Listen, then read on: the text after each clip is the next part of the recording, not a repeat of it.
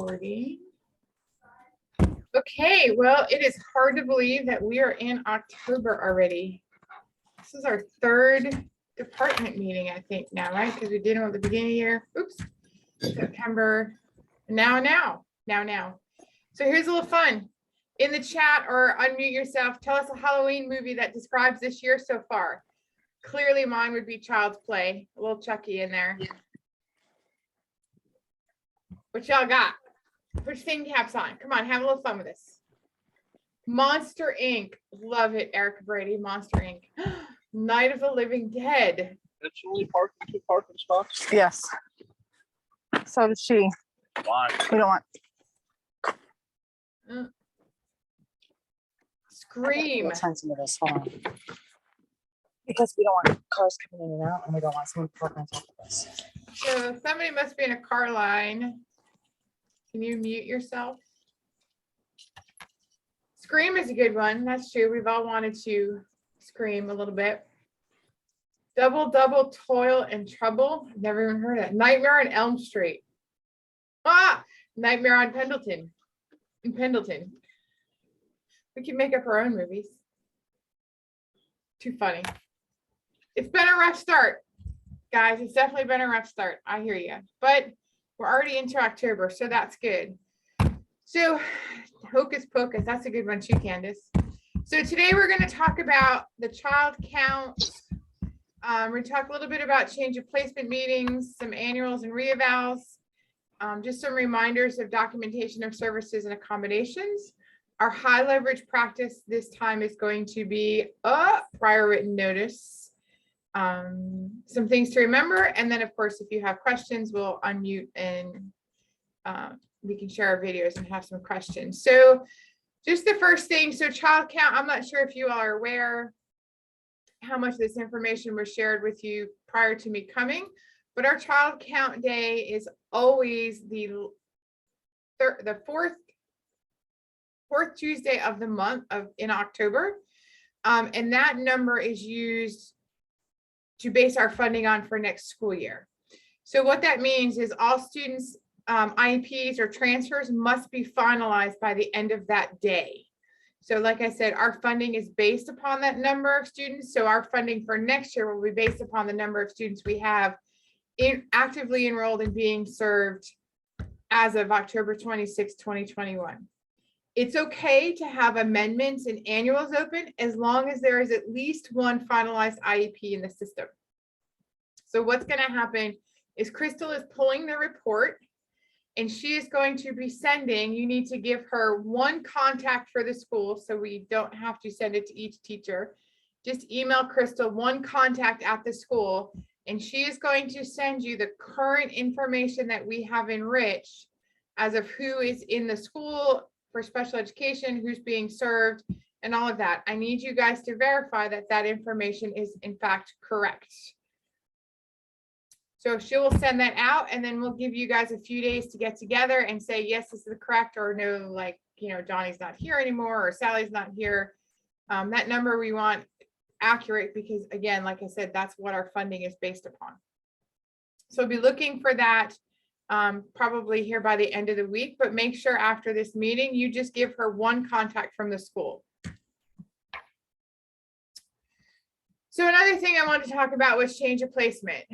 So when a team is considering a change of placement to a more restrictive placement, so here are some steps I want us to start following. I've done a few of these meetings, and I think this is just a difference in procedure between Mr. Shelton and myself. But if you have a child that you're thinking might need a more restrictive placement, the first thing is to reach out and talk to me about it, right? So before we schedule any meeting, you as the team lead or needs to be the one to reach out and let's have a conversation about it. When you're thinking of making these changes, make sure you have your data and documentation to support a change. So let's not have the conversation and say, well, I just think he needs more or she needs more.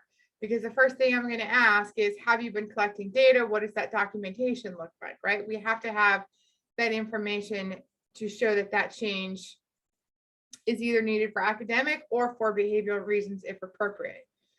One thing I want us to start thinking about is, you know, we are not going to be in the practice of going from 50 minutes of resource straight to a self-contained placement.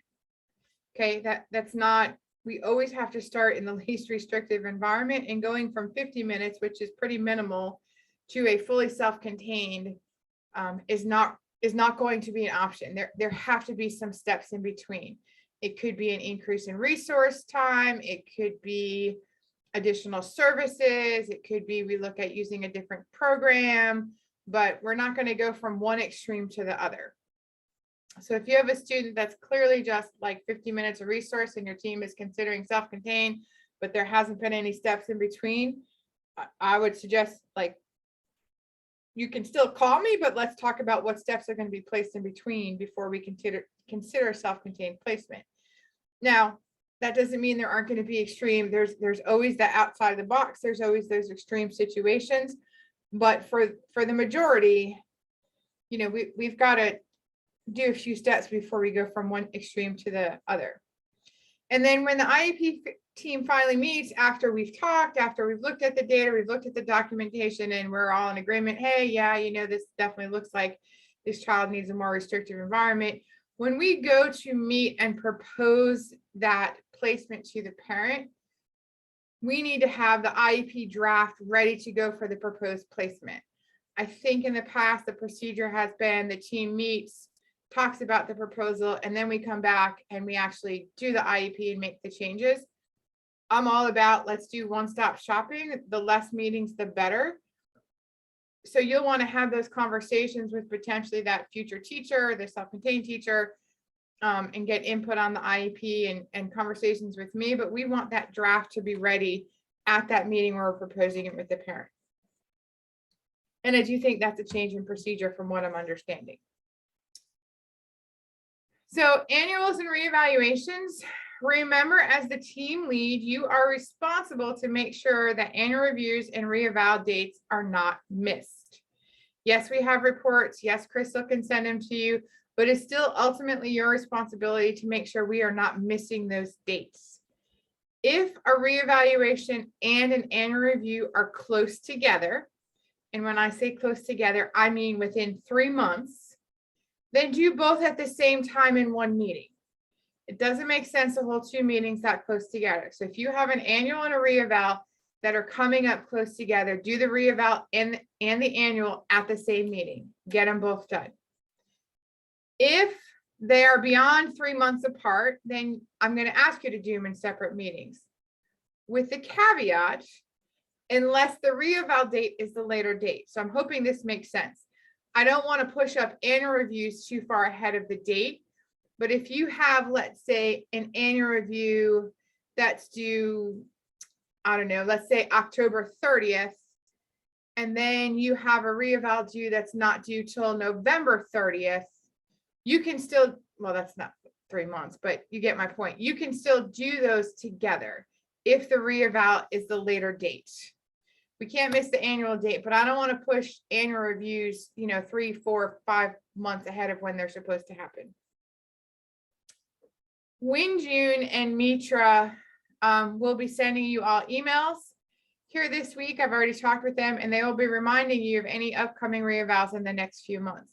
Remember, we don't have to test at every reevaluation, but the rule, and this may be a new rule, but I've talked with WinJune and Mitra about it, is at a first reeval. So we have an initial eligibility. 3 years later, we're at Johnny's reevaluation. We don't have to test. But when we get to the next reeval, so now it's been 6 years since Johnny's been tested, it needs to become the practice that we do an evaluation at that point. As we're finding with some of this SCALT stuff, as we're going through it, we have kids in high school that like haven't been evaluated since 1st grade. So we don't want to have that happen. So I think implementing that at least at the second reeval will help keep that from happening. So documentation of your services and accommodations, just a reminder, be sure that you're keeping documentation that you are providing the services. Same thing with related services, OT, PT, speech. That can look like attendance sheets, daily schedules. In terms of accommodations in the classroom, maybe a Google Doc that the general ed teacher is helping to fill out, So we know that those accommodations are being done. We need to have these in case we're ever questioned by a parent about services or accommodations, or, you know, hopefully not by the state, but you never know if a complaint comes in or anything, we need to have all that documentation. So I want you guys just to be in the habit of doing that. So our high leverage practice, we're going to talk a little bit about prior written notice here. So remember, it has to be given to the parent prior to implementing the changes or an initial IEP. The purpose is to document the decisions made that are not acted upon yet by the IEP team. So it's prior to implementing. So if we hold a meeting, let's say this afternoon at 4 o'clock, and we don't give the parent the prior written notice at the end of that meeting, we cannot change and make those changes on the IEP until the parent has been given that prior written notice. Right? So it provides that adequate notice before decisions are implemented. And we're going to go with no later than 7 days of a meeting. Best practice is it's done at the meeting, but sometimes the meetings can be complicated and you need more time. That's fine. But you need to send it home within 7 days of the meeting, and no changes that the team recommended can happen until that prior written notice is given. Of course, you guys know it provides the information on the protections under the law, how they can obtain a copy of that. It provides those sources for assistance. And it also lets the district and OSIS, if questioned, know and understand what occurred at the IEP meeting. So the purpose of really looking and doing and focusing on prior written notices, y'all, I think I said this at the beginning of the year in our meeting back in, gosh, was that August? I want to say July, but I think it was August. Where eventually I'd like to just have us stop using meeting minutes, but we can't do that until we really perfect or get better at writing these prior written notices. The State Department does not look at meeting minutes because they are not required by the state. They only look at prior written notice. So we have to be very clear in our PWNs what happened at the meeting. So this is, and is the first question, describe the action the school district proposes or refuses to take. So we're going to go through each one of these sections for the next couple of months. So today we're just focusing on this one. So this is the most likely will be the largest section of the PWN. This is the description of what was talked about, proposed, or refused at this meeting. So it doesn't need to be word for word, such as, oh, Miss Brady said, and then Miss Bay said, and Mr. Smith said. We don't need a word for word, but it needs to be detailed enough so that someone who did not attend the meeting would be able to know what happened at that meeting, right? So your meeting minutes are going to be a good source of your information to get. It should not be one sentence like, the IEP team met to discuss and review the annual review for Johnny. He will continue to receive services. That really doesn't tell us much. So when you're doing your prior written notice and answering this question, here are some things to think about. So that blind man rule, that means that if I wasn't at that meeting, or if Crystal wanted to read it, or if Gail wanted to read it, they would be able to read this one section and know exactly what happened and what the discussion was at that meeting. It needs to be in parent-friendly terms, right? Don't use a lot of acronyms, things like that. Parents have to understand this. You can certainly use bullets. And with that said, remember, you're not writing a dissertation or a paper, so this doesn't need to be, 6 pages long, but we need to really get a good gist of what occurred at the meeting and what was discussed. So let's take a look at some samples. And when we go over these and we talk about thoughts, you guys can unmute and show your face if you want. So here's one. The school district and IEP team met to discuss blank annual IEP review. The IEP team also discussed present levels, strengths and weaknesses, goals and objectives, assessment, participation, accommodations and modifications, ESY, contingency plan, and transportation need. The IEP team also proposes to continue speech therapy for blank as well. So what are your thoughts there? Do you know what happened at that meeting? Yes, What happened? the present levels, the strengths, the weaknesses, the goals, everything that was written was discussed. But does it talk specifically for that child? Like, what about the present levels and the strengths and weaknesses and goals? What about assessment participation? Is the child going to participate in regular assessment, or are they going to participate in SELs? That part definitely needs to be added. Do we have to, like, when we have a kid who has, say, resource and speech, and they have a bunch of goals, can we at least have a synopsis, like, okay, there's articulation goals and there's math goals, or do we have to like rewrite the goals? Yeah, so that's a great question, Lizzie. So you don't have to rewrite the goals. Absolutely not. But you do need to give a little more, like you said, of a synopsis of kind of what was discussed. And really, it's also about what was proposed. So you're proposing goals proposed in articulation, language processing, maybe, you know, a little synopsis of present levels, what services were provided, what services were recommended. You see what I mean? So this is very general. So we need a little bit more information. Anybody else have any thoughts? It seems kind of redundant because as you're discussing the IEP, you're going to discuss all of those things. Well, you are, but if I came in, so if, let's say the state came in and read this, yes, they're going to look at the IEP, but if we eventually get away from the meeting minutes, where typically some of that more detailed information is kept, how are we going to know what happened, right? Remember, the question is, what are we proposing? This just says what we discussed. It doesn't say services we're proposing. What are we proposing for assessment? Yeah, that's what I mean. This part just says you discussed, and then it lists the parts of the IEP. It doesn't really tell you anything because you already know that you discussed the IEP. Right. So we need to start, and I know this is new. So as you guys are doing, and we're just, like I said, we're just looking at this one question right now, be a little more detailed in what kind of occurred and was talked about at that meeting. Does that make sense? Let's look at another one. The district proposes enroll in the self-contained special education classroom. The school proposes providing school-based physical and occupational therapy services.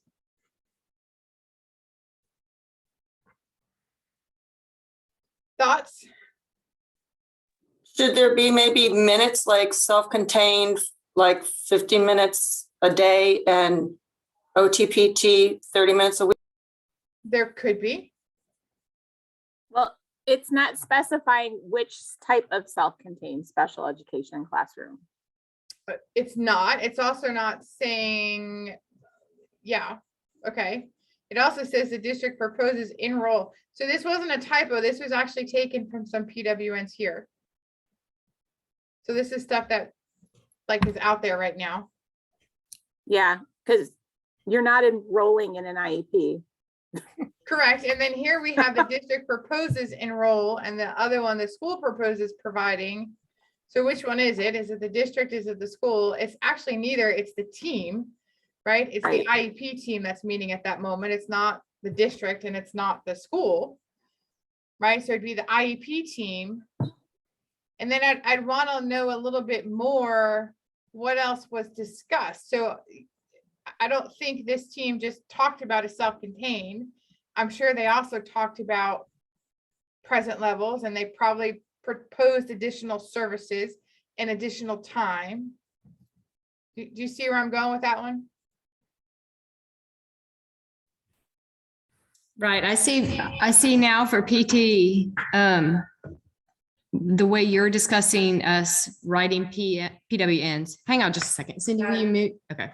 I was getting echo from Cindy. You're The fine. way that you're discussing writing the PWNs in the future, maybe PT needs to go in and say, based on the results of the physical therapy assessment that found deficits in balance, mobility, the school or the team proposes providing 30 minutes of PT a week to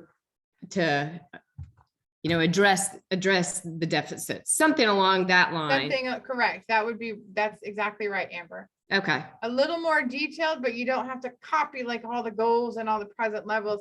We just need to give a better picture of kind of what was proposed, just in this box, right? Your next Right. box is going to be why you're proposing it. Right now, we're Right. just talking about, like I said, we're just focusing on this one question today. We're just talking about what is this team proposing? and this is just, for me at least, it's gonna be like a whole reframing of what I put in this box. So I Correct. understand what you're saying now. Yeah, and it's gonna take time. I get it. We're gonna start small. We're gonna start small piece by piece here. So let's look at this one. The IEP team met and proposed that for the remainder of the 2021 school year, the IEP that is currently in place will stay as it is written, and the current goals will end at the end of the school year. Blank will receive 125 minutes weekly of ELA, 125 minutes of math, 250 of ELA instruction in special ed ELA classroom. Transition was reviewed, accommodations were discussed, and ESY was discussed and declined. For the 21-22 school year, new services and services locations will be amended in the fall when the schedule is finalized. What are our thoughts on this one?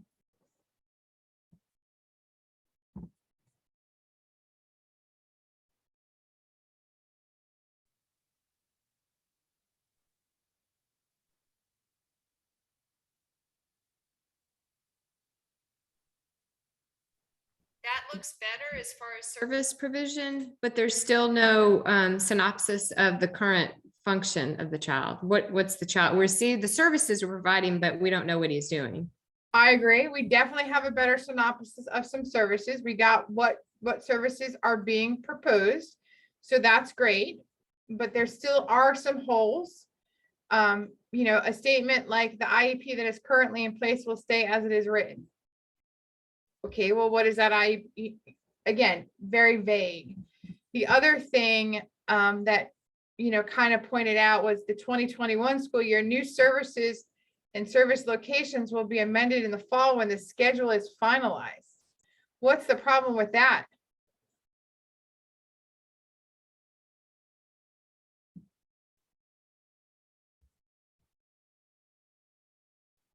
What schedule are you talking about? Well, yeah, there's a good question. What schedule are you talking about? And okay, so this will be a loaded question, but is an IEP based upon a schedule or is an IEP based upon what a child needs? We're gonna set services in location. We're gonna say what the child needs and place them Correct. accordingly. So it should say, instead of saying it'll be amended in the fall, we should say the student will be placed in whatever kind of setting is most, a statement of what kind of setting would be most appropriate for that child. Correct. That's right, Amber. We absolutely would. This is making it sound like, and I don't think this was the intention, but hey, we're going to determine what this kid needs once we know what the schedule is. Now, we all live in reality. We know sometimes that happens based on a schedule, but we definitely don't want to put it in writing. You see what I mean? So here's another one. On behalf of the LEA, the IEP team proposes changing Kara's reading goal from reading fluency to reading comprehension. Kara's read aloud accommodation for class, district-wide, and statewide tests will be changed to read unfamiliar words aloud upon student request. The proposal will be implemented beginning Monday, August 27th, 2017.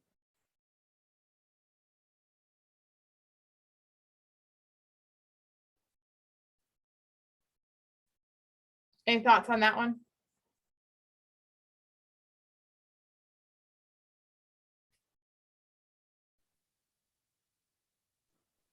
Well, Is this just The an LE amendment?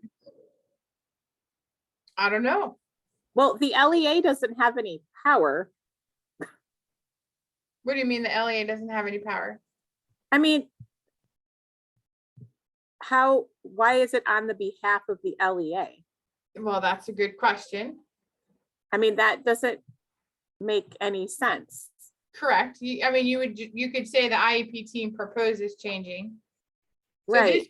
we could assume this was an amendment. But I'm with you, Tammy. I don't think I'd say on behalf of the LEA. Well, yeah, because it makes it sound like they're an advocate for this student when Mhm. they're I really think just I think a it's part of because the team. question says, and I can't remember, I don't have it in front of me. Doesn't the question say something like, what is the district proposing?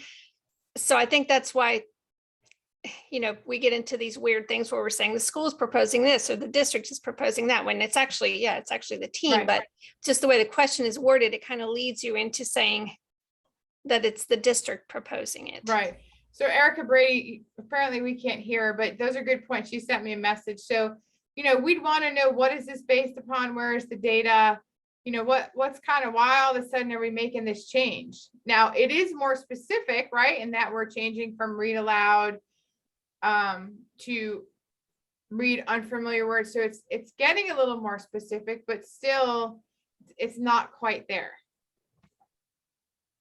Okay, so really, do you guys see kind of where I'm going with this? I have a question. Should we state like, we discuss the child's weaknesses, where student Sarah, struggles in reading, but her strengths are in math and in addition, should we be that specific? So yeah, I think you could be that specific about kind of what the discussion occurred. And then really what is being proposed in terms of services, things like that. These are going to take a little bit longer. I get that, especially this one question, but once we get through this one question, it's really your first two questions on your PWN that are the meat and the nitty gritty of it all. But yes, Tara, in those situations, we would want to have something that states kind of what the team talked about. You don't want to, go ahead. So it's a synopsis of the meeting minutes. It absolutely is a synopsis of the meeting minutes. That's why I said your meeting minutes will be a good source for this. Right. It It's just the cut down version. Correct. It's the Cliff Note version of the meeting minutes. Yes. Yes. Absolutely. Because eventually, like I said, we do want to move away from the meeting minutes, but until we start getting that stuff in the PWNs, I can't get rid of the meeting minutes. Does that make sense? So this is our year to really practice and perfect this.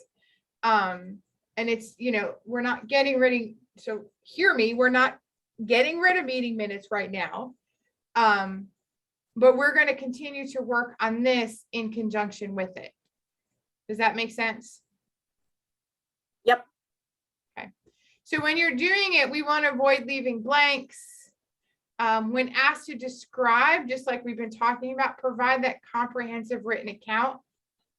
When asked to explain, make sure we're providing an adequate justification or reason. Remember, this goes back to parent-friendly terms. Our parents don't always know all of our jargon and abbreviations. Make sure to proofread and avoid cookie cutter prior written notice statements. So again, we're not going to copy and paste from other PWNs or things like that. The other thing is to make sure when you're putting dates in that the dates are actually correct. So some general things to remember, and then we're gonna we'll go to questions and answers. We can have more conversation on this, but project your IEPs at your meetings. Remember, we're doing that. This was from last time, and I've been saying this, but beginning with your annual reviews this year, please send home that draft 7 days prior to the meeting. Obviously, again, there are some situations. Caitlin, you and I did one at the high school yesterday that was kind of, we had to put it together. Yeah, I get it. Those situations happen, but we want to make sure we're sending drafts home. Make sure you're getting your original signature pages to Crystal. Finalizing your documents in Enrich, especially now with our child count coming. Here's a plug for Gail. Remember to get your Medicaid consents. Right now, as you're doing your meetings, let's work on writing detailed PWNs, just that first question. Now, that doesn't mean we don't have to do the other questions. We do, but really focus on that first question, kind of like we're talking about. If you want me to review it before you send it home, I'm happy to. I'm not going to have, unless I was at the meeting, I'm not going to have much input on what was actually said because I wasn't there, but I could at least look at it and say, hey, yeah, I definitely can tell, what occurred and what discussion happened at that meeting. Remember, when you are sending information, this is Crystal's plug, don't put the student names or any identifying information in emails, y'all. Be sure you're using those ID numbers. There's a screenshot from Enrich. That ID number is kind of in the right-hand corner, right under the student's name and things like that. We want to use that and not student names in emails, okay? Make sure, the other thing, here's a plug for Dr. Wimpy. Make sure y'all, one, you've completed those accommodation forms that I sent out long ago for all of your students this year. And then, of course, as you change testing or you have meetings or new students move in, make sure you're also completing it then as well. That's for testing. There's a link to sign in virtually. I will put that in the chat in a minute. So here's a little tidbit. Our next 2 monthly meetings, so November and December, if I have one scheduled in December, y'all, I'm just going to push them out to you. You're not going to have to meet and do this Zoom wise. We're going to, trying to give you back a little bit of your own time. Although I love to see everybody and this is great. I think at least definitely next month. And if we have one scheduled in December, I can just push it out and put it on the support site. Just trying to take some things off your plate as we can. I sent you guys all that email about data team meetings. We will also do those Zoom wise so people can do it if they go home or things like that. They can do it from anywhere. This says SC Alt. It should say SC Alt. I will fix that. You all who are involved with doing those corrections, you're signing up for those meetings and those blocks of times that we have, but make sure you're also sending out the invitations for Google Calendar so they actually get put on mine and Winjune's and Mitra's schedules. We have blocked those times out specifically for these meetings, but this way we know who we're meeting on when, and it actually goes into our calendars. The last thing I want to talk about with you all is I think some of you knew Jameer. He was one of our students for a long time here in the district. He did pass away last week. His service was Sunday. I actually went to the service, spent some time with the family. One of the things that they have put in there, and this is totally voluntarily, you don't have to do this or not, is they would like to make donations in lieu of flowers or anything. It would be donations to hospice. So if you knew Jameer or knew the family and would like to make a donation to hospice, I would love for us as a special education department to do a donation from us in his honor. So if you're willing to do that, it could be whatever amount you want. And I'm going to have Crystal or Gail or Crystal and Gail keep track of that. And then we'll get something together for the district. If you didn't know him, please don't feel obligated, but I think that would just be really nice for us to do if we could. So I'm going to stop sharing. And this is our time now. So I will share my video. What questions do you have from this? What things are hanging out there? What do you need? Do we know if we're getting our wish list? Have you been able to look at those? So I have not been able to look at those. I'm still waiting for the state to put it into the system and then figure out with what some things have been spent already. My thought is that schools will probably get an equal amount of money, but I am going to go through the wish list and kind of decide some of the things. And I probably should have prefaced this before I just said wish list, because I said wish list and y'all went big, which is great, but it has to support the kids educationally. So I have to be able to justify how what I'm buying supports the kids instructionally.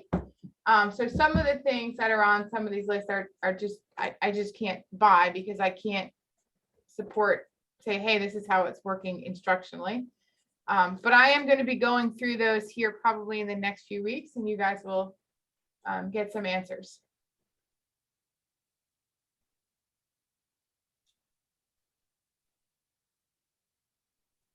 Any other questions?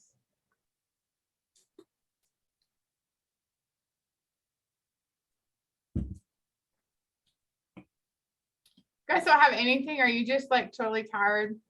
You can put your videos back or your cameras back on so I can see your faces. You guys just really tired? It's been a long day. Haley Lang, she's trying to talk, but nothing is working. Y'all having problems over there at LaFrance. Just type it in your chat, in the chat. Everybody can see it. Oh no, you did to me directly. Can you hear us now? I can. Oh, okay. Well, I'm in Haley's room. I have a question about attendance. Can you go About back what? about that? A question Attendance. about attendance? Attendance. Yeah, you said you had like taking attendance, like that one slide about attendance. Oh, so that was like documentation of services. So if in your resource room, Erica, let's say you have a little sign-in sheet that the kids sign in, you know, kind of like a little attendance sheet. That's kind of an example of what I mean. Okay, so if I use like the LLI has like an attendance, when they come in, I can just put a little slash that they attended that day. Is that Right. okay? Yeah, Okay. absolutely. Okay. Yeah, it doesn't have to be anything like huge and overwhelming. It's just if the state walked in and said, you know, which they have done before, let me see this file and show me a documentation that they've received their services, we have to be able to produce something. Okay. This here. So like that is fine. Or you have a Okay. little clipboard that the kids sign their name in. Okay. You know what I mean? When they come and they leave your room or something like that, that shows that they were there that day. The service was provided. Yeah. Okay. In some All right, thank cases, you. go ahead. Go ahead, Haley. I have a question too. If we don't want to do our data meetings over Zoom, can you come to the school? Yes, if you guys would prefer I come there, yes, just let me know. Okay.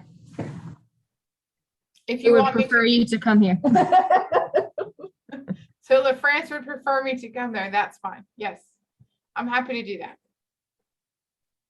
I prefer that too, but I can't speak for the rest of my team.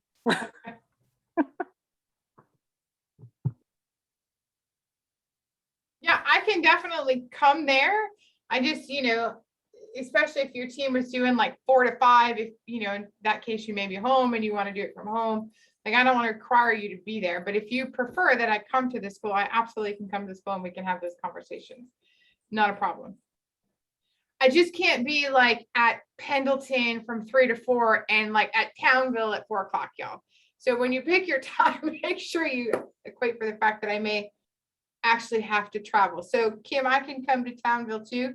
Just don't pick a day that, like, you know, I'm at Pendleton first or LaFrance, you know, it's gonna take me a while to get there. It can't be in one place till 4 and then, you know, another place right after that. Wow, you guys want me to come there? Okay, I was trying to see if y'all like some meeting, give you a chance to be like, oh, I can go home and do this meeting. Okay, I'll come to you. I'm good with that. I have another question. Yes.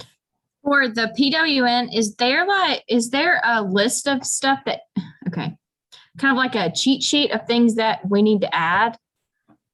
I mean, obviously it's going to be different for each kid, but like, especially starting to learn how to write these the correct way. Yes. Is there something that you can give us that just says, don't forget this? I can. I won't give you a sample, but I can certainly give you a framework. Is that what you're looking for, kind of for that? Yes, I will be happy. And when I do this, send this recording, all that, I will send that out to you. Thank you. That would definitely be nice. Here's what should be included. Not a problem. I can do that.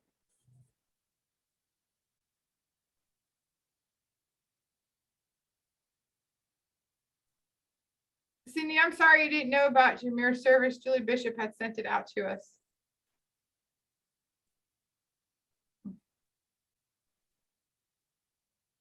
Anybody else have any questions? Anything for the good of the group? Look, it's only 3:40. I didn't even keep you the whole hour.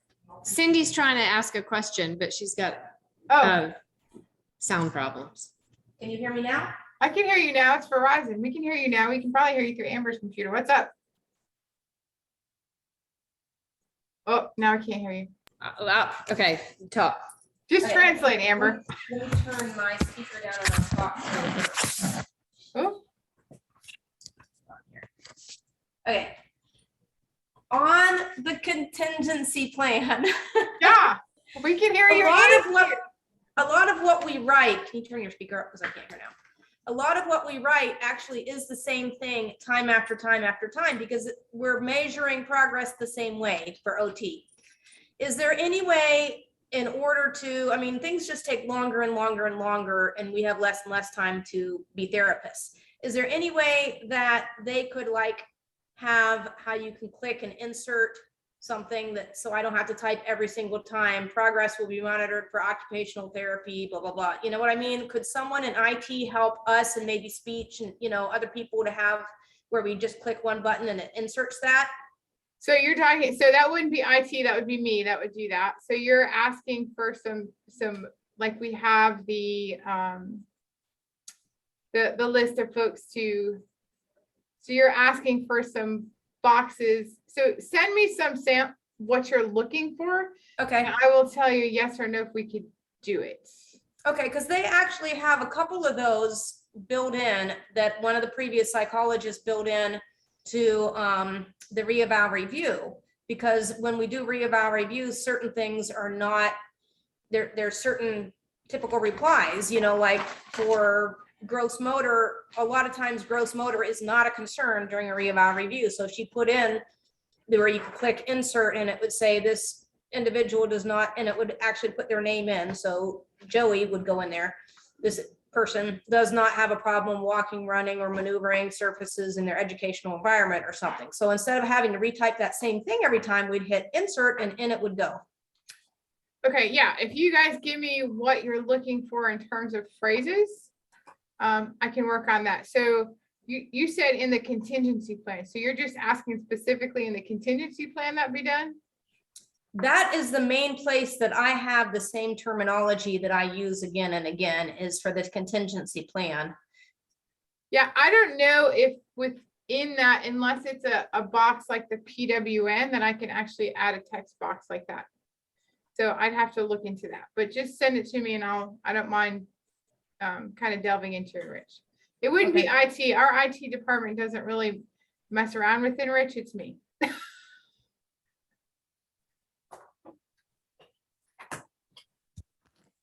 And then Crystal's going to become an Enrich expert too. So we'll get her in on the fun too. Do you have any other questions? Are y'all ready for Halloween? The ghosts and goblins are going to come out, y'all. It'll be here before you know it. Although I think the ghosts and goblins have already come out this year. Okay, well, I'm going to actually stop recording.